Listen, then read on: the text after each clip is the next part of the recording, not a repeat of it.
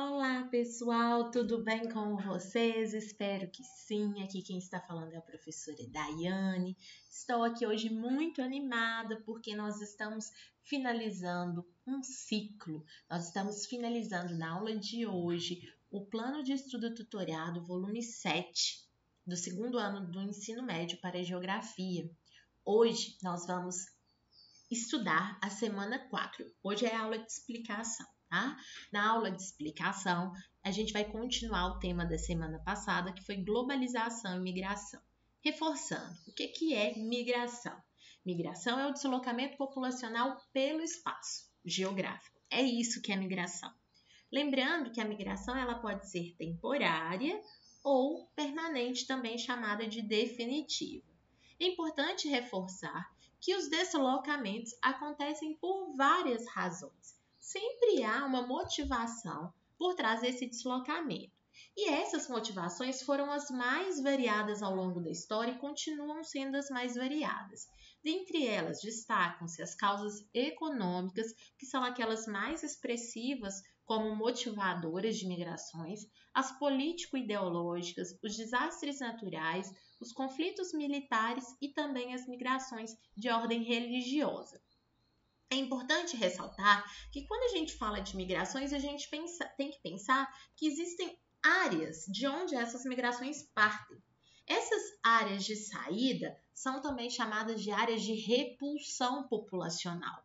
Normalmente são ambientes onde há pobreza extrema, baixos salários, desemprego, situações de subemprego, que é quando a pessoa ela é empregada, mas ela trabalha em condições extremamente precárias, ambientes em que convive-se com a fome, guerras, desastres naturais.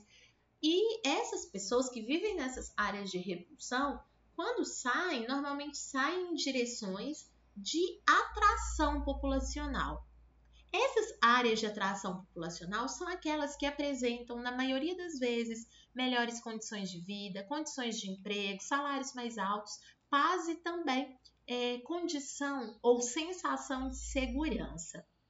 Eu queria mostrar para vocês este mapa, que é o mapa dos principais fluxos migratórios mundiais no final do século XX e início do século XXI.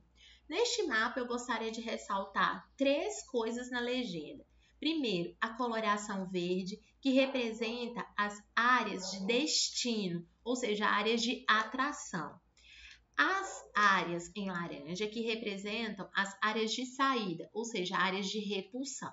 E, por fim, as setas, que representam a direção dos principais fluxos.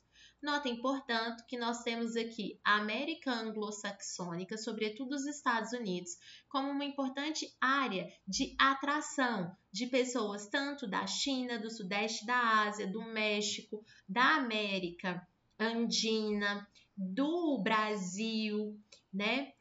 Da América Central e Caribe, da Europa e também da Península Atlântica não, é essa área aqui da Índia, que eu não tô sabendo esse nome, que eu nunca ouvi falar desse nome, mas enfim, essa área aqui que é a área da Índia, ok? Nós temos áreas também de recepção na Europa, sobretudo na Europa Ocidental. Temos aqui na região dos países do Golfo, como por exemplo Bahrein, Emirados Árabes Unidos, Arábia Saudita, né? Temos uma área de atração aqui também na Austrália, uma outra no Japão. E temos aqui também Brasil e Argentina, que são áreas de atração para outros da América Latina. Mas ao mesmo tempo também são áreas de repulsão. O Brasil, por exemplo, é uma área de repulsão se a gente for pensar em termos de pessoas que migram para os Estados Unidos. Recebe pessoas da América Latina, de outros países da América Latina, mas também perde pessoas, sobretudo, para os Estados Unidos. Gente, agora, as áreas de repulsão mais volumosas estão muito claras. São alguns países da América Latina, países da África, tanto da África setentrional, que é a porção norte, quanto a África Central, como aqui o Sudão, Somália, da África setentrional, da África meridional, que é a parte mais ao sul, certo? E temos também aqui uma área de repulsão no sul e sudeste asiático, bom? Vamos aqui agora reforçar um pouco as informações sobre os motivos das migrações. Como eu disse, o que motiva podem ser questões que são a força, né, que estão contra a vontade da pessoa, como por exemplo uma guerra, uma perseguição, mas existem também questões espontâneas, que é quando a pessoa quer um trabalho melhor, por exemplo, ou uma condição de vida um pouquinho melhor. Mas, no geral, as migrações estão relacionadas a problemas locais, como, por exemplo, a escassez de recursos. Diante disso, a gente pode dizer, sem medo nenhum, que a população dos países mais pobres, mais vulneráveis, é aquela que busca mais a imigração. Busca a imigração como uma forma de melhorar sua condição de vida. Dentre esses países mais pobres, é muito comum um tipo de migração que é chamado de fuga de cérebros. Não sei se vocês já ouviram falar. A fuga de cérebros é uma migração específica.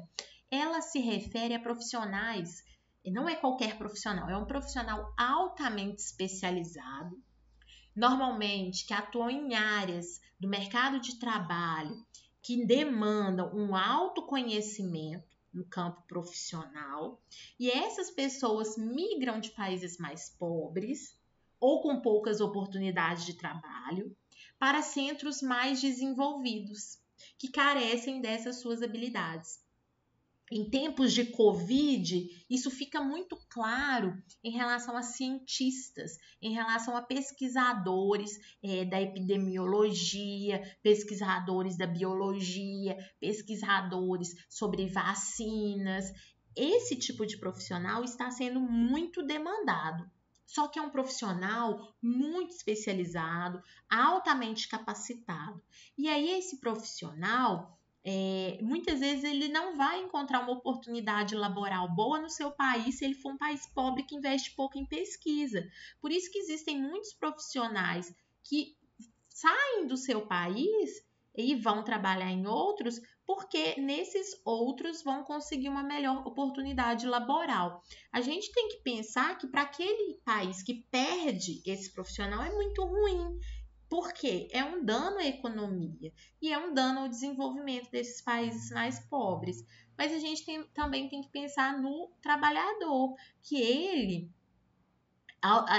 muitos deles têm mestrado, doutorado, pós-doutorado, eles querem, e é justo que eles queiram receber mais e ser mais valorizados pelo trabalho que eles desempenham. Por isso que muitos acabam saindo do país de origem. A fuga de cérebros é extremamente comum no Brasil, muito comum no Brasil, porque existem muitos pesquisadores que não encontram condições laborais adequadas aqui no nosso país, remuneração adequada, justa, e acabam encontrando em outros países. Esses outros países ganham e nós perdemos profissionais maravilhosos, né? Até amanhã, aqui no canal tem a correção da aula, tá? Das atividades. Um beijo.